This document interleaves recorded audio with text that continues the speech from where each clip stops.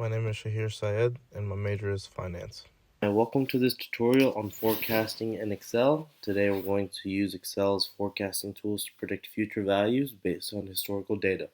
We'll be working with sales data from two companies, Amazon and Walmart, from 1996 all the way down to 2024. By the end of this tutorial, you'll learn how to use forecast, linear, and forecast ETS functions, add trend lines, and create a line chart to visualize data and make predictions for future years. First, we'll create a line chart by gathering all the data. Go ahead and select the box for years. Go ahead and click Shift and hold your arrow key down twice. Drag down all of the data.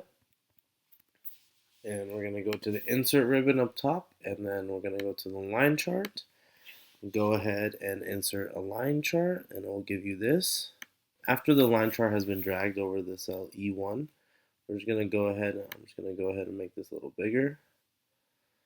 First, we're going to adjust the horizontal axis. We're going to go ahead and format the axis, and we're going to click Date Axis. So after you've clicked Date Axis, you're going to go ahead and select data so we can form our horizontal axis labels. We're just going to go ahead and drag and click all of this. Go ahead and click Enter, and go ahead and click OK. And now we have successfully put all the years from 1996 all the way to 2024. Go ahead and delete years and also this line. And now we have created a much better visual. We're just going to go ahead and adjust this as well and format the axis. And then the minimum we're going to set at 0. The maximum we're going to set is 3,000. Alright, once you have that, we're also going to create a trend line for this line chart as well. We're going to go ahead and click on that. Right click, add trend line. We're going to click polynomial, and we'll go ahead and use the polynomial trend line with the order of 2, which allows us to fit a quadratic curve to the data. Casting 21 years, which is 21 periods. Go ahead and click enter, and then also we're going to do the same thing for this. Go ahead and click polynomial order of 2, and then 21 years. And go ahead and click enter, and as you can see, it has forecasted future trend lines for this data set. Now let's get into forecasting. We'll start with the forecast linear function. This function uses linear regression, which is a statistical method that models the relationship between two variables by fitting a straight line to the data.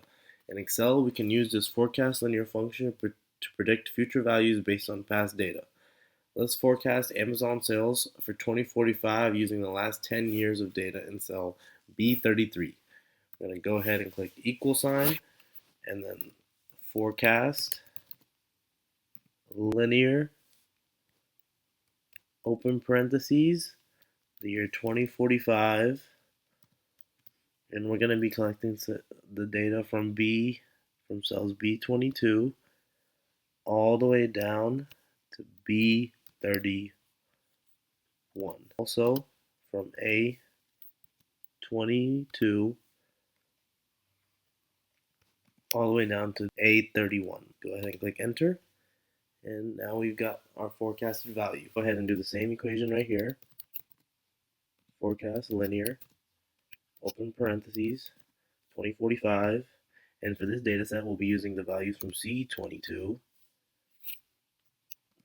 C31, and also the years A22 colon to A31 close parentheses. Next, we're going to use forecast.ets functions. This function uses exponential smoothing, which gives more weight to recent data points while smoothing out fluctuations. It's useful when data has seasonal or patterns that aren't strictly linear. For example, in cell B34, we're going to be using the equation forecast.ets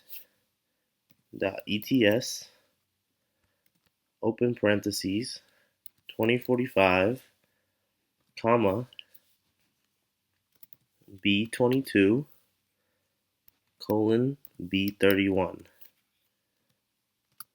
comma A22 all the way down to A31. And the exponential smoothing allows us to make predictions based on more recent observations, which is great when we expect patterns or trends to continue in the near future as well. And as you can see, that value doesn't have a number on it, so I'll just put a number really quick. So here we're going to be using the same exact equation. Forecast.ets, open parentheses, 2045. We're going to be using the values from C22 all the way down to C31, comma, which is A22, all the way to A31, close parentheses, and go ahead and click enter on that one as well, and we got our values. Now that we forecasted both Amazon and Walmart sales for 2045 using both linear regression and exponential smoothing, let's compare the two methods. Linear forecasting assumes a straight line relationship between past data and future data, which works well if the data follows a consistent, predictable trend. However, exponential smoothing, on the other hand, works better for the data that fluctuates or has seasonal patterns, as it places more emphasis on the most recent data points.